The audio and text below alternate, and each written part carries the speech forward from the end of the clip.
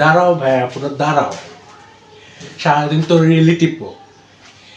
আজকে নাহলে একটু জৈব যৌগে জিরো টু প্রসেসটা দেখে যাও, যদি ভালো লাগে পেজটা ভিজিট করে দেখো একবার, আজকে পড়াটা দেখে যাও জৈব যৌগ ভালো লাগে কিনা। ঠিক আছে, আসসালামু আলাইকুম সবাইকে। আজকে আমাদের জৈব যৌগে জিরো টু প্রসেসে সবাইকে স্বাগতম। আজকে আমরা অ্যালকোহলের প্রস্তুতিটা দেখব। ঠিক আছে, অ্যালকোহল প্রস্তুতিটা দেখব। সারাদিন তো রিলি দেখো, এআই দেখো, ফেসবুকে কি ইনস্টাগ্রাম দেখো, আজকে না একটু পড়াশোনা করা যায়। চলো আজকে অ্যালকোহলের প্রস্তুতিটা দেখি। অ্যালকোহল এর প্রস্তুতিটা দেওয়া আমরা দেখি আজকে। অ্যালকোহলের প্রস্তুতি, ঠিক আছে, অ্যালকোহল প্রস্তুতি আমরা দেখব।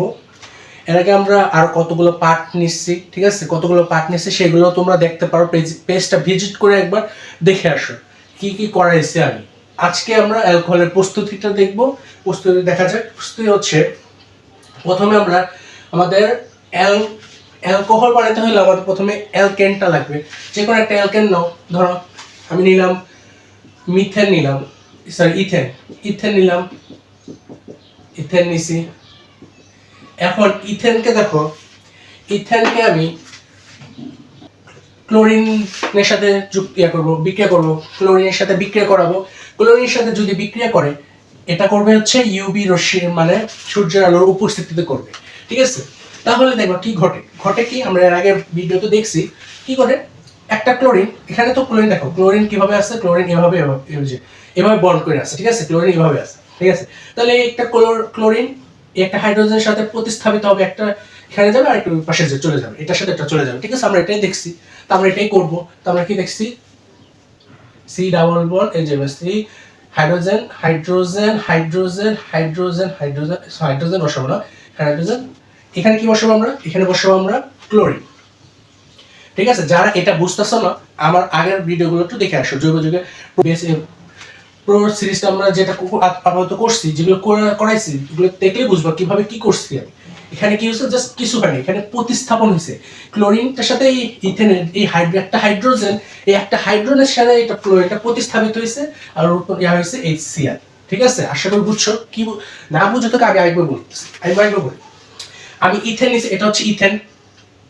ঠিক আছে, ইথেনের সাথে কি করছি, আমি ক্লোরিন দিছি, ক্লোরিন যুক্ত করছি, ক্লোরিনের সাথে বিক্রিয়া করবে ইথেন ক্লোরিনের সাথে বিক্রিয়া করবে কিসের সাথে, সূর্যের আলোর উপস্থিতিতে বিক্রিয়া করবে। বিক্রিয়া করলে কি হবে, বিক্রিয়া করলে হবে হাইড্রোজেন ক্লোরাইড গুলো প্রতিস্থাপিত হয়ে যাবে।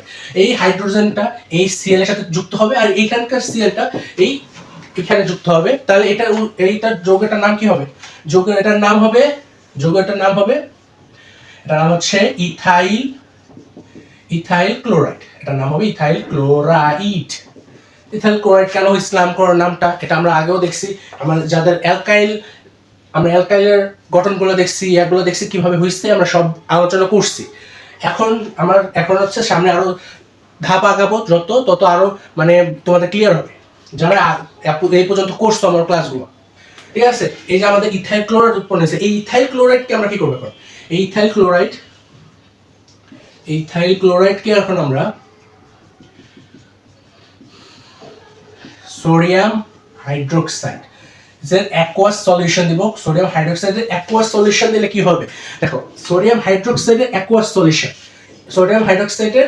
সলিউশন দেবো এটার সাথে বিক্রিয়া করবে কি ইথাইল ক্লোরাইড। তাহলে উৎপন্ন হবে কি জানো, এখানেও প্রতিস্থাপিত হবে এখানকার সোডিয়াম, আর এখানকার OH-টা, এই OH-টা এখানে চলে যাবে, প্রতিস্থাপিত হবে, আর এই সিএলটা যাবে এটার সাথে লবণ গঠন করবে। ঠিক আছে, তাহলে আমাদের অ্যালকোহলটা উৎপন্ন হয়ে যাবে। দেখো COH এখানে এসে পড়লো, বাকিগুলোটা আমাদের হাইড্রোজেন চলে আসলো। হাইড্রোজেন তো আছেই, কারণ এগুলো হাইড্রোকার্বন।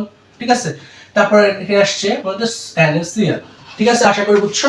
এটা হচ্ছে আমাদের কি বলতে পারো এখন, এটা হচ্ছে আমাদের ইথানল।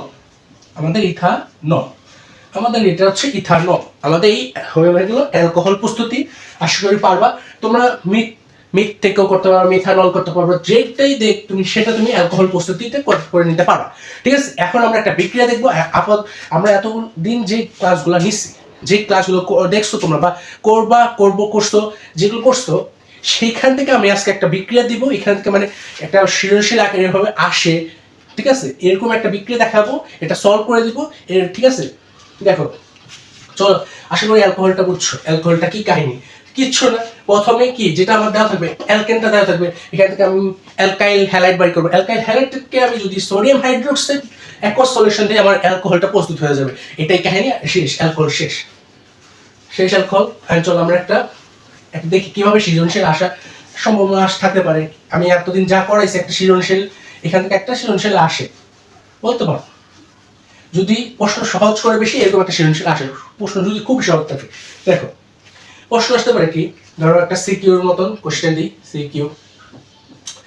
দেখো আমার এন এর মান ধরো 3, আমি এন মানে হচ্ছে আমার 3 কার্বন বিশিষ্ট একটা, যেটাই বলতে পারে 3 কার্বন, 3টা এন, 3n, কেন আমি স্ট্রাকচারটা দিই, এটা স্ট্রাকচারটা কি আসলে মনে আছে কার, সবার মনে আছে স্ট্রাকচারটা কি, এই স্ট্রাকচারটা কিসের।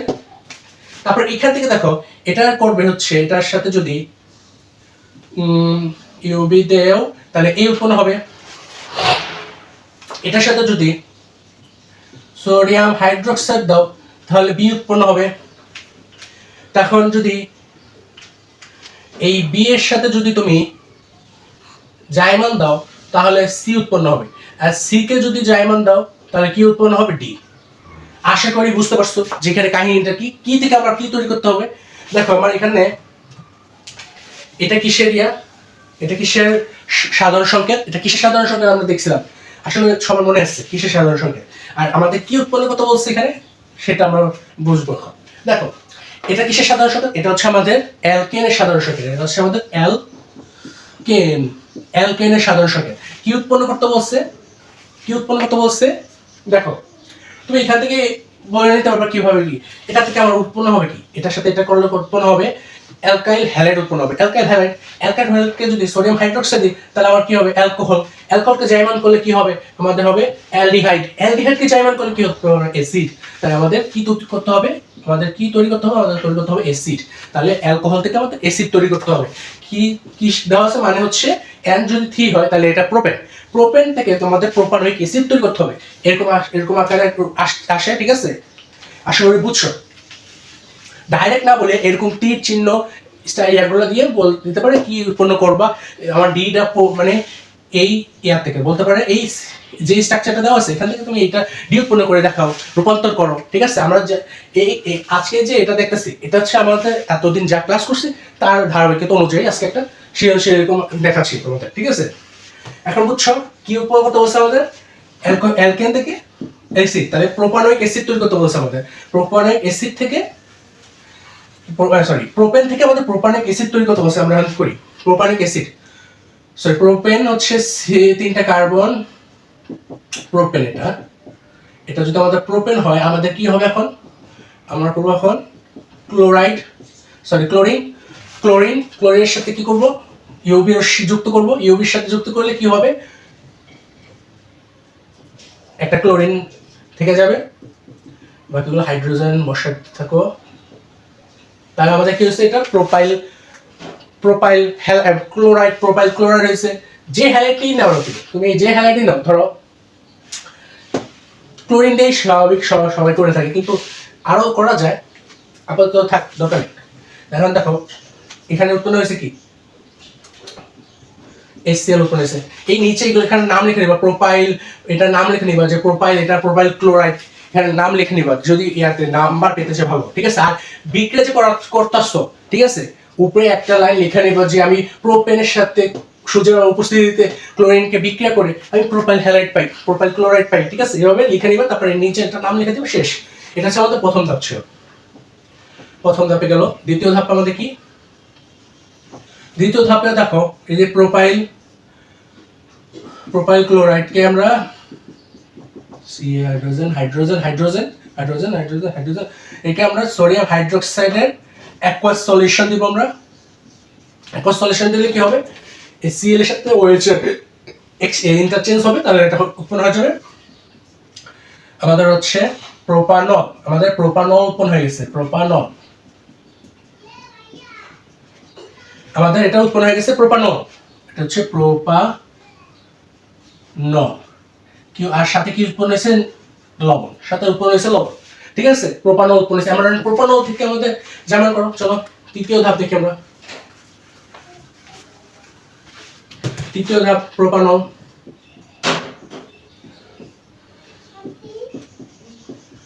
প্রোপানল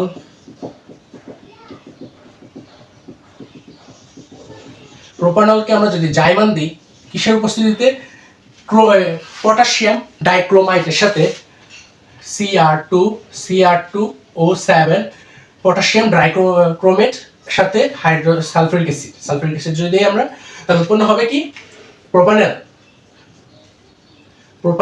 আমি স্ট্রাকচার অবশ্যই মনে আছে যারা যারা করছো এগুলো। প্রোপানল কেমন দেখতে, স্ট্রাকচারটা কেমন প্রোপানলের, এটা হচ্ছে প্রোপানল, ঠিক আছে, এটা হচ্ছে প্রোপানল। আসলে বুঝছো। এখন আমরা চতুর্থ ধাপে যাই। প্রোপানল থেকে আমরা কি করব, প্রোপানল এখন চতুর্থ ধাপ। প্রোপানল এটা ডাবল বন্ড H, এটাকে যদি আবার জাইমান দিই আমরা কি হবে, এটাকে আমরা যদি আবার জাইমান দেই, জাইমান অক্সিজেন জারিত করি K2Cr2O7 এবং হাইড্রোসালফিউরিক অ্যাসিড, এটার সাথে করলে আবার কি উৎপন্ন হবে আমাদের, এটা উৎপন্ন হবে এখন অ্যাসিড উৎপন্ন হবে OH, ঠিক আছে। আশা করি সবার মনে আছে যে অ্যাসিডের স্ট্রাকচারটা কেমন ছিল। আমরা কার্যকরী মূলকে দেখছি, এগুলো কিভাবে কি আমরা এগুলো কার্যকরী মূলকে দেখছি। এটা হচ্ছে প্রোপানল, এটা হচ্ছে অ্যাসিড, প্রোপানোয়িক অ্যাসিড, ঠিক আছে, অ্যাসিড হচ্ছে প্রোপানোয়িক অ্যাসিড। আশা করি বুঝছো, ঠিক আছে। আচ্ছা, তোমরা এখন তো দেখলা প্রোপেন থেকে প্রোপানোয়িক অ্যাসিড কিভাবে রূপান্তর করছে, ঠিক আছে।